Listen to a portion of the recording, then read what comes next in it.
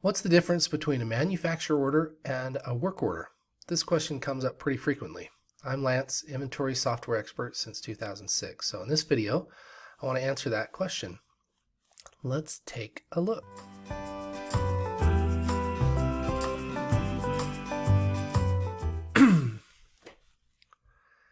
So I'm going to go to manufacturing, and we've got work orders and manufacturer orders. What are the differences? Let's go to the manufacturer order first, and I'll click the plus sign to create a new manufacturer order. Click the save button over here on the right hand side to create a new manufacturer order. And let's take a look at the fields on this screen here. We've got a part field and a BOM field, but notice when we click on the part field, it doesn't give us an entire list of all the parts. It shows us bundles. And over here on the bill of material field, it shows us all the bills of material we have in the system. I don't have very many. That's why there was only 3. Notice if I come up here to bills of material, you'll see, yeah, I just have a few bills of material in here. And then if I come here to parts and search parts by part type, let's see, whoops, didn't mean to click on that. There we go. Search part by part type. Gotta bring up part type in the column here. Oh, it's there. I just didn't see it. Okay. Oh, there it is. It's right there, right in front of my eyes. Okay. So part type, and I'm looking for bundles. Oh, there we go. Select bundle. And then I have some bundles selected. So over here on the manufacturer order screen, we can select a bundle or a bill of materials. Let's do that. I'll select a bundle, and we'll make 10 of these bundles, and then click add line, and it adds it down here below the entire bundle. And then in the BOM, we'll select a potato box, and let's do a different number. Click add below. So we're adding an entire bundle or bill of material to the manufacturer order. Then if I come up here to the top and click unissued to change it to issued, you'll see what it's going to do is it's going to create work orders. Notice the work order column right here is blank. That's going to light up as soon as I click on this. I'll click, it's issuing manufacturer order, and then now we've got work orders. So each one of these lines becomes a work order. So that's a good definition of a manufacturer order, is it's a group of work orders. It's a way to organize your work orders and put them all into one group. So let's say you have multiple work orders that you're going to do in one day, and your manufacturer order will represent one day. Or let's say you have work orders that are sub-work orders of other sub-work orders. So you have multi-level manufacturing. You could organize that. You could group it that way into a manufacturer order. Or let's say you're planning your manufacturing for the week. You could do it like that and put all the work orders for one week. Okay, so let's go look at the work order screen. You can create a work order from the work order screen in Locate. So we're going to go to manufacturing work orders, and yep, manufacturing work orders is where I came. Then I'm going to click the plus symbol, and then over on the right again, click save to create a work order, and that just auto numbers it. Then notice these fields are different.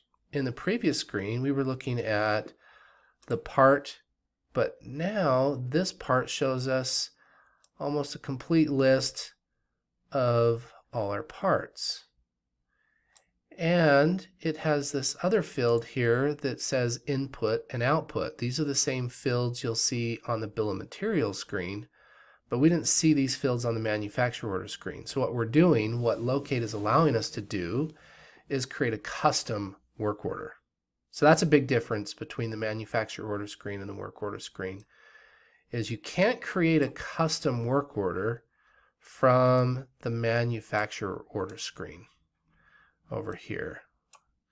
So if we click new manufacturer order and click save, there's no action here to say create a custom work order from scratch, So over here on the work order screen is where we create a custom work order and build out the work order right here by, let's make a box of potatoes. So I'm going to select input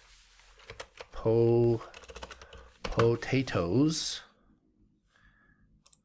and let's say 1,000 potatoes. We'll do a batch instead of just one box. We'll do 50 boxes of potatoes. So 1,000 potatoes, and then let's get the box. There's a box, and let's say there's 50 boxes. And then let's add some labor. So you can't do this on the manufacturer order screen, what I'm doing here. We're just building a work order from scratch. Let's say it takes us an hour to fill 50 boxes of potatoes. So I'll put in a quantity of 1 and add that. And you'll see we've got these down here, these input items. And then when we're done, we'll have, I don't know if I've created this part actually. Potato box, bundle of 10, flat potato box. I don't think I've created a full box of potatoes. Let's say the potatoes is a box and the potato is the thing to fill the box. So we'll cancel this, delete that, and say our output is going to be potatoes. You get the idea. Potatoes. The output is going to be 50 boxes of potatoes. And then the input is going to be single potato. Notice one is plural, the other one's single, so we'll say that's 1,000. All right, good enough. Good enough for this example.